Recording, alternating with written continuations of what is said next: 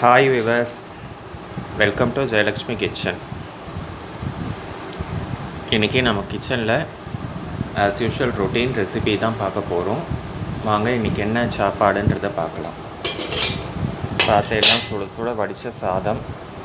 சுட சுட சாதம் சொல்ல முடியாது, ஆறிடுது நல்லாவே. அதுக்கப்புறம் இந்த பக்கம் பார்த்தேன்னாக்கா இன்றைக்கி முருங்கைக்காய் போட்டு சாம்பார் தான் பண்ணியிருக்கா அம்மா. முருங்கைக்காய் தக்காளி போட்டு சாம்பார். முருங்கை கிட்டத்தட்ட நம்ம ஆற்றுல சாம்பார் வச்சு கிட்டத்தட்ட ஒரு 2-3 நாளைக்கு மேலே ஆயிடுது. இன்றைக்கி தான் பண்ணியிருக்கு. முருங்கைக்காய் சாம்பார் ஆஸ் யூஷுவல் எப்பவும் சொல்கிறது தான். எண்ணெய் விட்டு கடுகு வெந்தயம் ஜீரகம் தாளிச்சிருங்கோ, கருவேப்பிலை தாளிச்சிருங்கோ.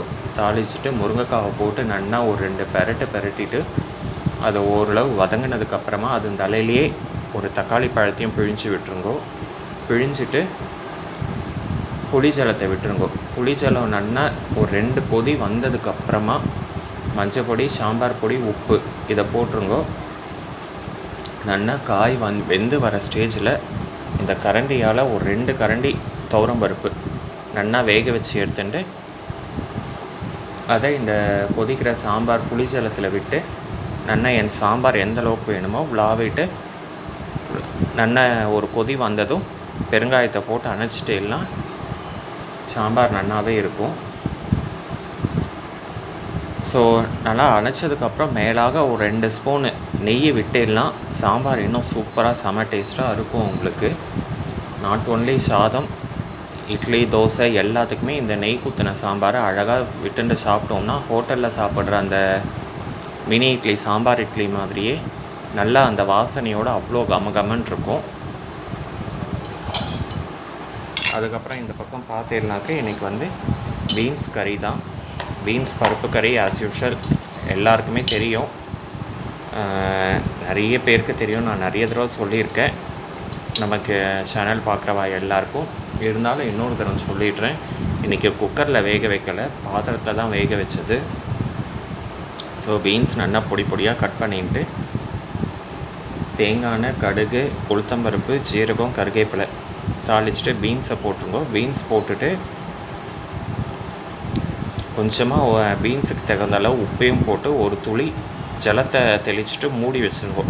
மூடி வச்செல்லாம் அந்த விசரத்துக்கு இது பீன்ஸ் வாங்கி நாள் ஆகலை, நேற்று தான் வாங்கினோம். அதனால தான் இன்றைக்கி கடாயில் பண்ணுது. இதே 2-3 நாள் ஆகிடுதுன்னா நம்ம குக்கரில் தான் வேவிச்சு எடுத்துருப்போம். ஃப்ரெஷ்ஷாக இருக்கேன்ட்டு கடாயில் தான் தாளிச்சது. 2-3 ஒரு கைப்பிடி ஜலம் விட்டுட்டு மூடி வச்சுட்டேலாம் அந்த விசரத்து கொட்டுற ஜலத்துலேயே நல்லா உங்களுக்கு பீன்ஸ் வெந்து வந்துடும். நல்லா வெந்து வந்ததுக்கப்புறமா இறக்குற ஸ்டேஜில் பெருங்காயம், மிளகு ஜீரக பொடி, அதுக்கப்புறமா இந்த கரண்டியால் ஒரு கரண்டி பருப்பு போட்டு நல்லா பீன்ஸை நல்லா பரத்துனா மாதிரி வைங்கோ. கடாயில் நல்லா பரத்துனா மாதிரி வச்சிடலாம். நல்லா உதிரியாக வெந்துடும். இதை பார்த்தேனாலே தெரியும் எவ்வளோ உதிரியாக இருக்குன்ட்டு. அவ்வளோதான் சிம்பிளான ஒரு பீன்ஸ் கறி. அதுக்கப்புறமா இந்த பக்கம் ஆஸ் யூஷுவல் மோர், அதுக்கப்புறம் ஊறுகாய். அவ்வளோதான் இன்றைக்கி நம்ம கிச்சனில் ஒரு சிம்பிளான ஒரு சாப்பாடு தான்.